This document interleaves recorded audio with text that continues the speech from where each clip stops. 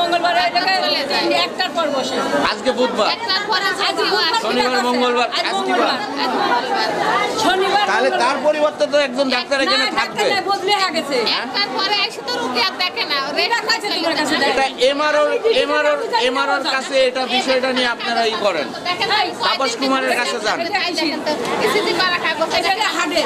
আর দালালের একটা দূরত্ব হলো, এখানে যারা কর্মনিরত থাকে তারা অনেকে সিরিয়ালে থাকে, অনেকের অনেক জরুরত থাকে। তো ওই জরুরতের জন্য যদি খালেদের হাতে 50 বা 100 টাকা দেওয়া হয় তাহলে তার কোনো সিরিয়াল লাগে না, সে আগেই চলে যায়।